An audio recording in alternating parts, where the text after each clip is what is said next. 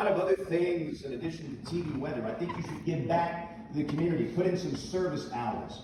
For 17 years, I have been the chairman of the board of a major hospital in Birmingham, which makes no sense for a weather guy. But that's an example of some of the other things I do that I don't talk about much. And I'm not the best hospital administrator. I'm not the best forecaster. Everybody remember Snowmageddon? I'm really not that good. My eye starts twitching on that one. But you got to work hard. All these people that interview for job positions, a lot of times they will ask me, what is it you're looking for from me? And I pretty much say the same thing every time. I am looking for somebody willing to work harder than me. And I've really yet to find that person. I'm that close right now. There's somebody in my place that's real close to that. But you've got to have this work ethic. By the way, can I chase a rabbit and tell you all a secret about job interviews with me? Some of you in here might interview with me for a job one day. Here's a secret. If you tell this, I'll break your legs, okay? So, before every candidate comes into my little Weatherbrains corporate headquarters back there and talks to me, I'll go down to the Shell station and buy some Wrigley spearmint gum, and I'll, take the stick out, chew it for a minute, and throw it away. But the gum wrapper, I leave it on the floor to see if that job candidate will stop and pick that up and throw it away. Now, that's not how you get the job, okay? But it might be a tiebreaker. It tells me a lot about the condition of your heart and the way that your worldview, if you will. So you got to work hard. And everybody's talked about this today. Romeo, or Derek, I'm just calling him Romeo. You talked about this. And Danielle, everybody's talked about this today, and it's true. I really appreciate the words that you've heard today. You have to immerse yourself in the people and the culture of your market. You can't sit in some office, and this goes for everybody that works for the National Weather Service here. You think, well, I don't work in television, I have to do that. Well, you won't be successful reaching people if you don't understand who they are. Y'all ever been to a Dollar General? Yes. Yesterday. Academic guys.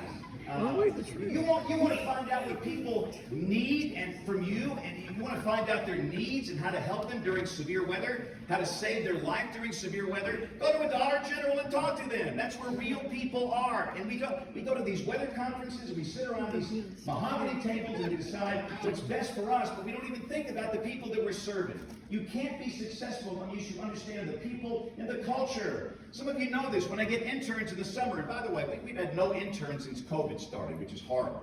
But whenever it starts back up again, the first place I take the summer interns, who knows where it is? Walmart. Whoever said it's a Walmart in Adamsville, which is a working class part of the city. And I will see how the people, and again, these are brilliant young men and women. Let me chase another rabbit. If you're a young person, I believe in your generation. You're so much better than mine. Don't you ever let some old fart like me tell you that you're lazy. No, really, don't ever let him tell you that you're lazy or whatever. No, you work hard. You are brilliant. You are going to be so much more successful than we've ever been in all of these things we're trying to do. I really believe in this generation. I'm not just saying that. I really mean that, okay? But I'll take them into Walmart to see how they can react with the people in the Walmart. And for some, they have a hard time. For some, they find the people in the Walmart offensive because they don't look like them. They don't think like them. They don't vote like them. I can't handle these people. I can. Well, if that's the case, you don't need to be doing what I do. You don't need to be a practitioner. Go do research. You're going to be serving people of different ethnicities, people that are Republicans and Democrats and left wing and right wing and all this stuff that separates us. You have to be successful in understanding the people that you serve. And know the territory. Goodness gracious. We have a real problem, as you know, with geography literacy. People can't find their house on a map. We did a little research project, not scientific, at a baseball game in Birmingham. We handed out blank maps with county lines and state lines and asked people to draw a dot within 50 miles of their house.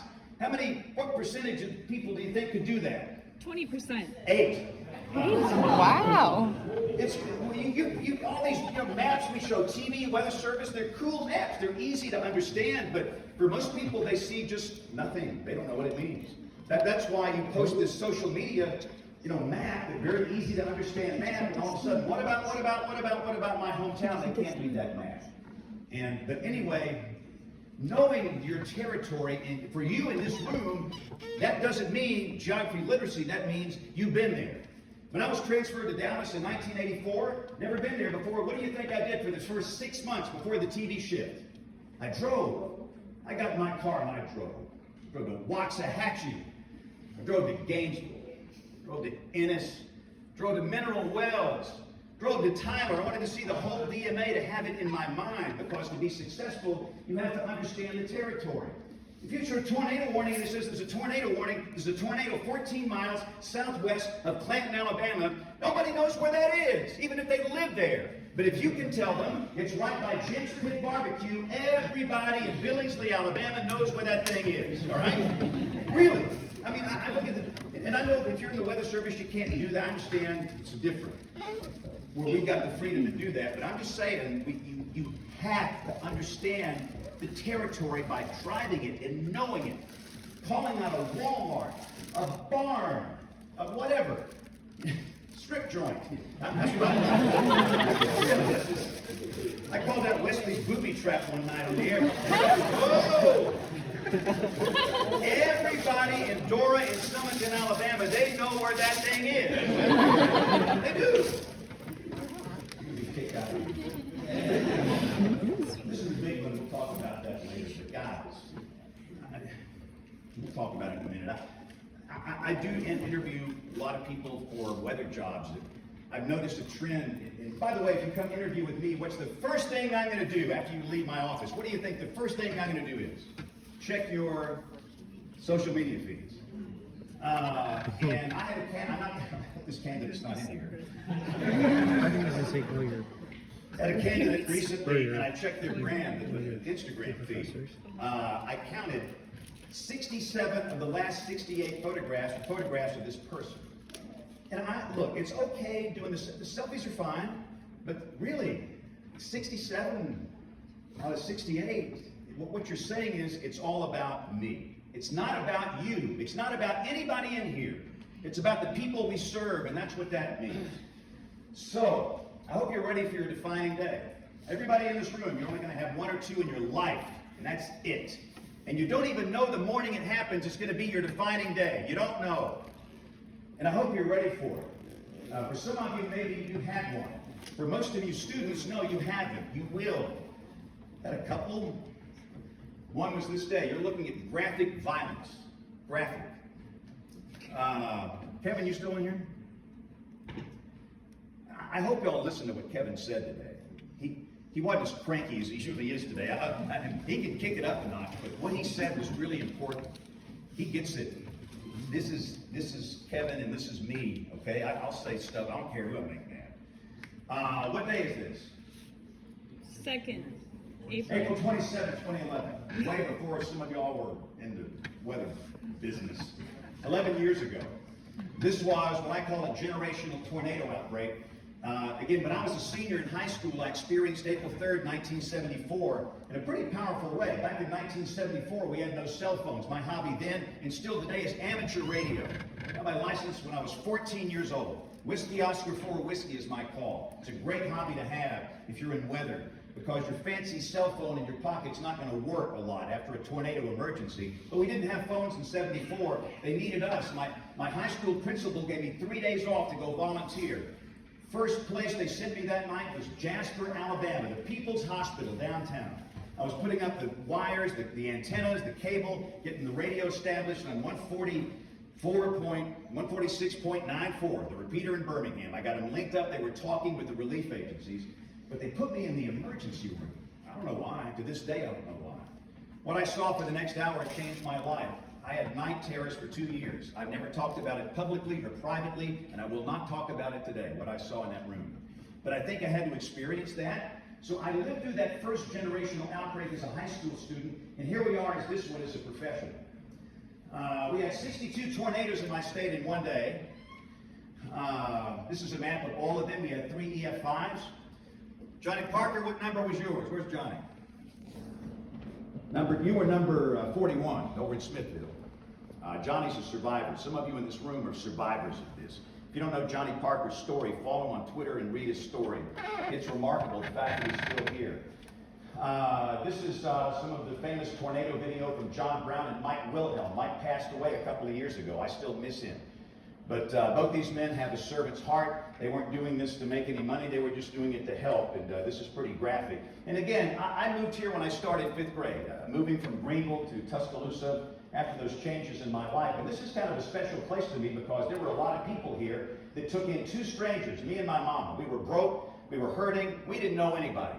And there were some people there that were kind to us, and they helped us, and they encouraged us, and because of the help we received and others, we made it. Me and my mama made it. It wasn't easy. So I even like to watch this. You go to YouTube, and there's gobs of this stuff, and I guess it's very interesting, and I've just kind of seen enough of it. Danielle Downs was 2 weeks away from graduating the University of Alabama. She was going to be a social worker. She was going to move down to the Florida Panhandle. She's from Morgan County, Alabama. She was killed on that day at 31 Beverly Heights in Tuscaloosa, just east of DCH Regional Medical Center. Her friend Will Stevens came over with her. Will played baseball at Stillman College in Tuscaloosa.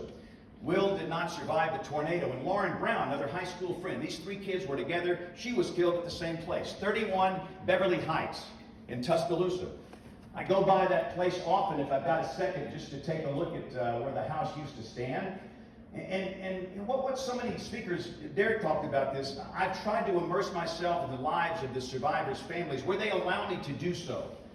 And I've become good friends with Lauren's mom, Ashley Mims. She sent this message to me back in 2018 on a day where severe weather was expected, March 2018. She said, "Hi Jane, this is Lauren's brown mom, and today's Lauren's birthday. All days to have bad weather, but if we just don't forget the faces like hers that we lost, maybe they will take it more seriously." And by golly, they did. I said, "Can I put that and make it public?" And she said yes. And I think people saw that face and they took it seriously. We had an EF3 that came through a college town called Jacksonville in East Alabama. Not one person died. Now, it's true they were on spring break, but still, a lot of people were there and nobody died.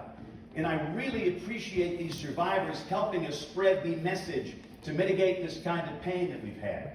This is Miss Minnie Ackland. She was killed in Tuscaloosa. Everybody said she was the kindest person with the sweetest heart you'll ever meet. This is Angel Stillwell. She was a sixth grader at Pleasant Valley Elementary School in Calhoun County. And by the way, if you're going to do this for a living, how about getting in some schools, all right? Now, I've heard some TV people say, "Oh, I was in a school last month." I'm in 2 schools a day. And people say, "Well, I don't have time. I got to get some sleep." No, you need to be in a school every single day during the school year. Every day, that's what I do. I probably own some bricks in this building. It's Pleasant Valley Elementary School. She lives in a place called Knighton's Crossroads. You have no idea where that is, but I do. I know it like the back of my hand. And she was killed April 27, 2011. This was Haley and Mikey Kreider. And by the way, I'm in the process of memorizing the names of everybody that died that day. I'm not there yet, but I'm getting there. I know the names, I know the faces, I know their stories. To be successful, you have to immerse yourself in people that you're serving. It's not about science alone, it's about helping these people. And to do that, you've got to become a people person. They were students at Concord Elementary School, west of Birmingham. This is Miss Bessie Brewster, retired nurse. Everybody said Miss Bessie had the best smile in Pratt City, which is part of Birmingham. And she died April 27, 2011, as a violent tornado came through. Jonathan and Justin Dawes, these are 2 kids from Cordova, Alabama. You probably never heard of them. And let me just chase a rabbit here. You know, a lot of TV stations, by golly, they are on the air when there's a tornado in the metro. Live, local, late breaking, the weather authority, first to whatever. They're on the air. But the minute it gets out away from the metro in these DMA counties where nobody lives or very few people live there, they go back to regular programming. Why? That's shame on you. If you do that, you're telling people that if you live in the city, your life is important, but if you live in the country, we don't care. And for any manager or company that has that policy, you send them to me and I'll straighten them out real quick, all right? That's crap. These 2 kids live in a rural county called Walker County, and Cordova was hit twice that day. Twice. And they survived the morning tornado. They didn't survive the afternoon. This is Alan and Angie Sanders. They lived in Shoal Creek Valley, east of Birmingham, between Asheville and Raglan. They were home with their 3 daughters. The 3 daughters survived. Alan and Angie lost their life that day, as did Carrie Lowe. She was a nurse. She left behind a husband and a newborn. Last tweet. I like to look at the people that lose their life and just see what's your last social media message. And this is pretty haunting. Now, this was not April 27th, this was 7 days before. April was a very rough month in 2011 where we are. But it's obvious that she pays attention to weather. I hate bad weather. Hope someone warns me to go to my safe place if I need to because the power is out. And on that day we had power outages. And on April 27th we had power outages. This is where she died. 12th Street in Pleasant Grove, west of Birmingham. I know this street, I know this neighborhood just like my own. And there were other family members that survived here. This is Carrie's son today, the newborn. He's doing fine. That's her sister-in-law. This is the Hallmark family, Shane and Jennifer. I think this might be the defining tragedy of that whole horrible day. At the time, that's Ari, the little girl. She was 6 years old, 5 years old, kindergarten student. Shane and Jennifer rode out the tornado in Ruth, small town in Marshall County, south of Huntsville. And there were some other family members. They had Ari's, a couple of her grandparents were there, her cousin was there. 5 Hallmark family members were killed in that house. The only survivor was Ari. And she had an NDE, a near-death experience. She got a chance to see her parents one more time. She wrote a little book about it, which is fascinating. But I've had a chance to spend some time with her. This is her today. And, you know, she struggled with it like so many of us have. And let me just say this. I've not processed this day. 11 years later, I've not processed it like Kevin's talking about. But she went through some rebellion. She went through some depression and anger. But she's come out of it. She's a very strong young woman that likes to serve people. And that's what got her out of some of the things she was struggling with. This is Ashley Harrison. 2 weeks away from graduating at the University of Alabama from Dallas, an only child just like me. And she lost her life that day when she was lofted. She was alive when she got to DCH Regional Medical Center. And again, I've been in the healthcare business for 17 years as a volunteer, and I know a lot of people in healthcare, a lot. And I know the nurse that treated Ashley. They triaged her at DCH, and she was caked with mud, and they were trying to get her cleaned up, to get her into surgery, to save her life, and she died before she got into surgery. But that nurse wants the parents to know she fought so hard to live. Graduation was held later. This is Dave and Darlene Harrison, her parents. Let me just say this. If you cannot see the pain in her eyes, you're not human. It's visceral. You can feel it. And this is the pain we have to mitigate in our jobs, no matter what you do in this room. Whether you work for the Weather Service, if you're a practitioner, research, academia, we've got to be all on the same page to prevent this kind of horrible loss of life and this horrible pain. And I'm not here to sell books, but I wrote a book about this day. And I'm not a writer, but if I did not write that book, it would haunt me for the rest of my life. I want to move on from the tornadoes to a few other things, and we'll stop. I don't like to talk long. By the way, this is my house 1 month before the tornado hit it. This is out my office window. We used to live out in the woods. We know what's sad. You see all those trees right there? They don't exist anymore. And by the way, most of you know that the roof stayed on my house. A lot of people don't know this. Kevin's house was hit by a tornado this week. We've had a rough ride here for a couple of years. But the roof stayed. I'm going to find that guy and buy him a Chick-fil-A lunch. The guy that put the roof on my house, that guy gets an attaboy. Modern engineering standards. The house was built in 2016, and he did it right. But the damage was horrible. But we could stay in the house while they were, fixing everything. And the loss of timber was pretty tough, but this was a good snow day. By the way, I mentioned Snowmageddon. This is what that deal was. And we screwed it up. The only thing that really matters is how weather impacts people. We get so hung up sometimes in getting the forecast right, and really the forecast wasn't that bad on this day. This was back in 2014 in January. We thought it was going to snow a little bit, and it did. But we missed the impact by a wide mile. We hosed this up. We screwed it up bad. And by the way, this is one thing you will learn if you do this long enough. You will learn humility, okay? I mean, I used to think when I was young that I knew everything. You'll learn real quick how little that you really know. What happened, the ground was warm, the snow melted, we had a flash freeze. It was 18 Fahrenheit when this happened. Normally when it snows where I am, it's between 30 and 40 when it snows. But it was 18 Fahrenheit, and you will learn the ice accretion process on roads is radically different at 18 degrees. Here's a lesson you can take with you. And some of you might work in these type of climates where this happens, but you don't have a warm ground where the snow melts. It was just one of those situations, and immediately we had on the roads the impact of a crippling ice storm. You know what these people are doing? Some of those people were down here stuck for 8, 9, 10 hours, running out of gas, getting cold and hungry. You know what they're burning? They're burning fires on the side of the road just to stay warm. This was a humanitarian crisis, and we caused it because we got the forecast wrong. So anyway, guys, I just want to go through a few things here. We'll do some questions. I don't like to talk long. I'll talk way too long as it is. I want you students to hear me again. I believe in your generation. I'm excited for you. I really am. The old business that gave me and my family a great life and supported me, it's changing. The model is changing. Something better will come out on the other side, and you will lead the way in inventing that, whatever that happens to be. But to be successful, you've got to be willing to really, really, really work hard. You know, and I know that lack of sleep is not healthy. I understand that. I sleep between 1 and 4 a.m. weekdays. People see me on the tweeter and the face bag and all these things, think, this guy can't be on that deal all the time. Well, I got nobody else. It's me. And, you know, because you're dealing with that and everything else, you just have to work hard, and hours are long. If you think this is an 8-hour shift job, you're wrong. Maybe it is in the weather service. I don't even think it is for the weather service. But to be successful and to do it right, you have to be there when the people you serve need you. I don't care if you've been up all night or whatever, you're on an 8-day bender, you got to, whatever, I don't care. You've got to be there when you're needed, okay?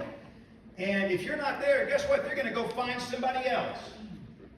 And so you've got to be willing to work hard, and you've got to do it with a servant's heart and understand that you're serving people. We have people who lost their life in this thing.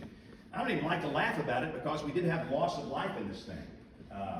But I firmly, firmly believe in you, and I think that we're going to be okay once we get through the backside of this. This is my contact information. You're welcome to contact me. Anybody have any questions real quick? I'm talking way too long. Anybody mad at me? I probably made somebody mad at me. This is great.